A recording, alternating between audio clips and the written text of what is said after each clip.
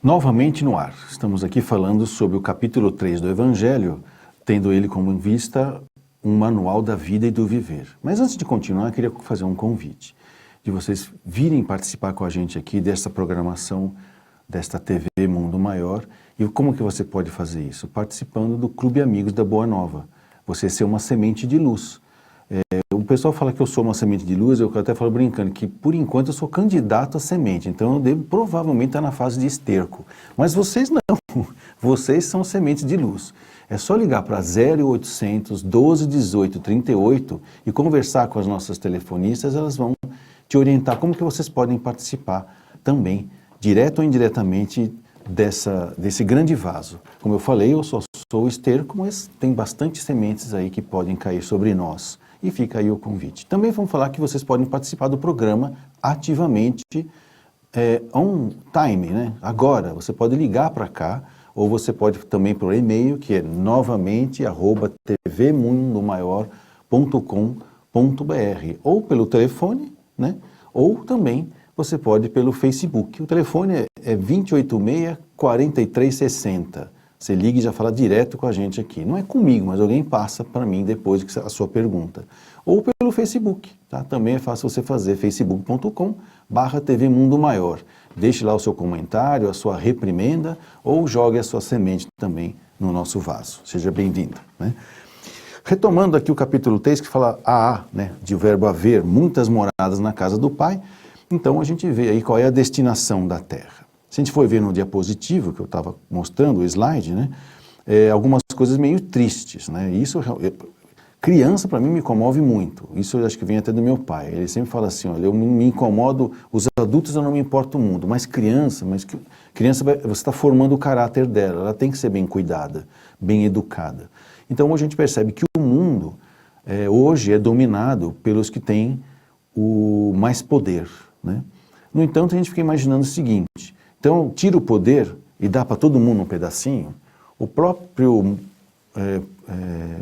Evangelho segundo o Espiritismo já falou sobre isso. Se nós pegássemos todo o dinheiro do mundo e dividisse para todo mundo, 10 dias depois ia ter gente que ia ter mais, gente que ia ter menos. Por isso é uma questão de talento e de capacidade das pessoas. O que nós pensamos é o seguinte, que no mundo de expiação e provas, como nós estamos muito mais próximo do animal do que do humano, nós somos hominais, né? Existe aquela necessidade de combater o medo da fome, o medo do frio, nós já conversamos sobre isso. Então não é difícil imaginar um animal que pensar o quê? Vou guardar para mim. E se eu sou mais esperto, que eu tenho um pouco mais de inteligência, eu vou enganar o mais bobo e vou pegar para mim. E se possível, vou tentar dominar o mais fraco para que ele trabalhe de graça para mim, que é a escravidão. Aí você fala assim, caramba, né? Que projetinho macabro, divino, né? Tem tudo a ver com a lei do amor, né? Escravidão, não. Tem a ver com a lei do amor, sim. Dependendo do seu nível de consciência espiritual, você só se submeteria à lei do trabalho escravizado. Você não teria compreensão da lei do trabalho.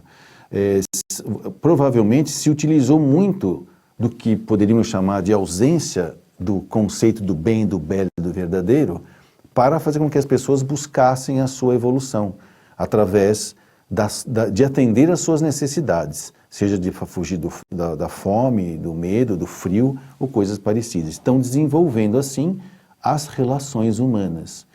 Ainda há a lei do amor nas cabeças de todo mundo. Cada um reflete o amor como pode, não é como quer. Então, o ganancioso, assim como o preguiçoso, né? Porque o ganancioso se aproveita da preguiça do outro. Nenhum dos dois é bom, são excessos de coisas ligadas à lei do amor, né? Se eu tenho excesso de amor por mim, eu sou ganancioso, né? E aí eu vou lá, quero garantir para mim e tirar dos outros, enganando, roubando, escravizando.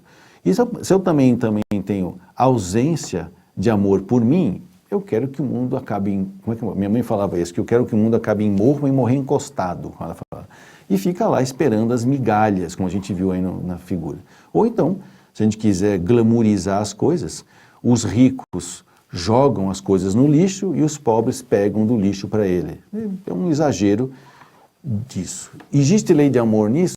Claro que existe, porque cada criatura divina, apesar de ter sido criada simples e ignorante, está caminhando na sua evolução espiritual, desenvolvendo capacidade de sentir, pensar, falar e agir. Se não fosse essas necessidades do corpo, ele não buscaria o outro para satisfazê-las. E buscar o outro, nem que seja por ganância, né? Ou se submeter ao outro, que é a omissão de amor, vamos dizer assim, por si só, não haveria o exercício das relações humanas, que é onde pode existir amor. Se entre os átomos, quem tem mais doa para quem tem menos, e aí surge a manifestação material do amor, que é a molécula, por que não poderia haver isso entre os homens? Aí é claro que a gente vai pensar o seguinte, mas por que tanto sofrimento? Por que tanta miséria? Por que tantas coisas ruins nessas coisas? Não existe coisa ruim do ponto de vista de Deus. É apenas um grande cenário em que existem cenas e personagens acontecendo apenas para fins pedagógicos. Aí é que vem um dos aspectos das moradas de Deus, há muitas moradas na casa do meu pai, que é falar da reencarnação. Então se diz assim, existe soberana justiça e bondade, suprema inteligência e sabedoria. Hoje você nasceu rico, jogando as coisas no lixo.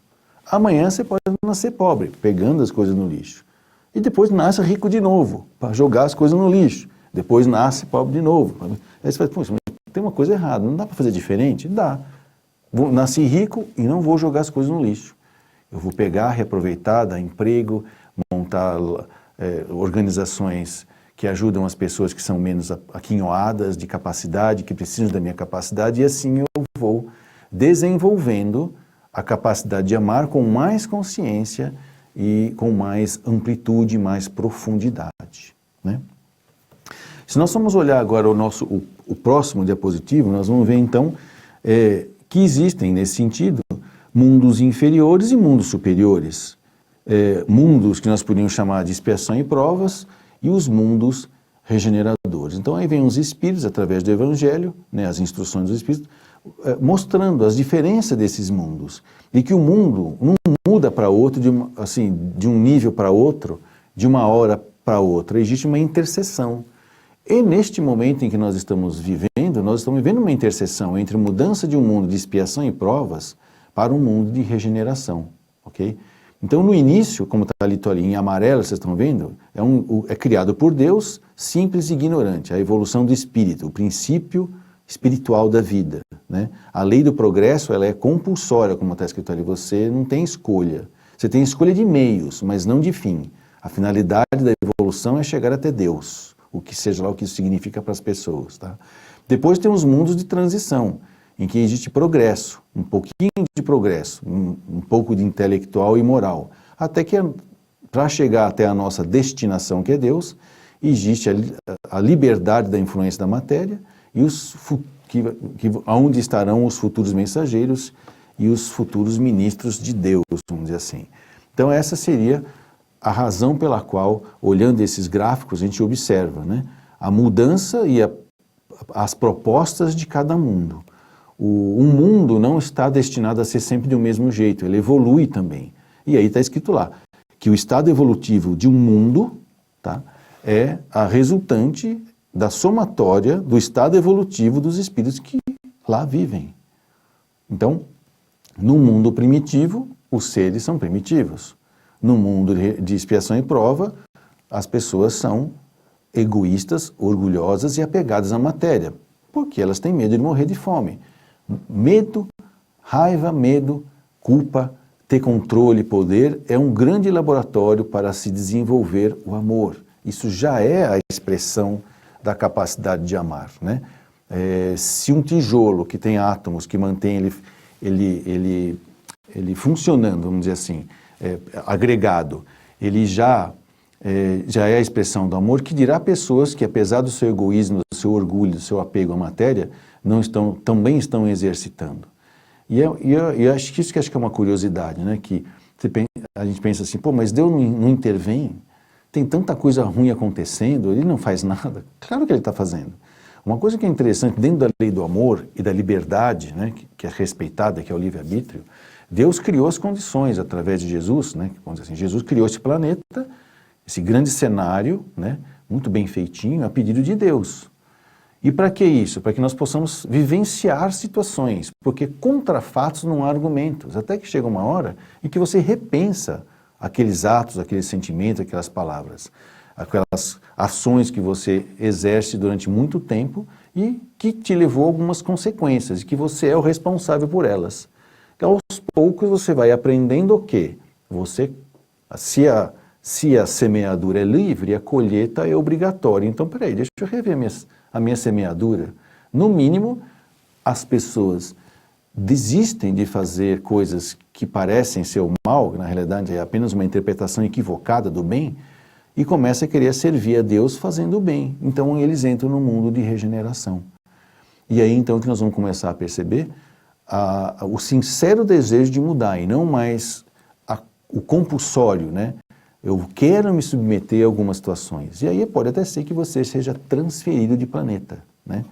Ou porque você evoluiu mais que o planeta, então merece para outro melhor do que o de regeneração, ou porque você teima em continuar, ou quer refazer algumas lições, ou que você quer repassar alguns momentos na sua vida espiritual e vai para um mundo mais inferior que o planeta Terra. De maneira que lá você vai continuar exercendo, continuar recebendo, continuar sob influência das leis do amor, porém em novas experiências que vão lhe dar condições de se aproximar dessa lei, de se conscientizar dessa lei, de fazer sentir essa lei de maneira mais completa e profunda, porque para Deus não existe diploma, né? Não existe certificado, existe aquilo que você sente, pensa, fala e faz. E com isso nós vamos aos poucos se aproximando da densidade divina, né? Que é muito rarefeita do ponto de vista material, porém profundamente densa do ponto de vista do amor. Estamos no nosso segundo intervalo, nós voltamos já já para continuar falando sobre há muitas moradas nas casas do Pai.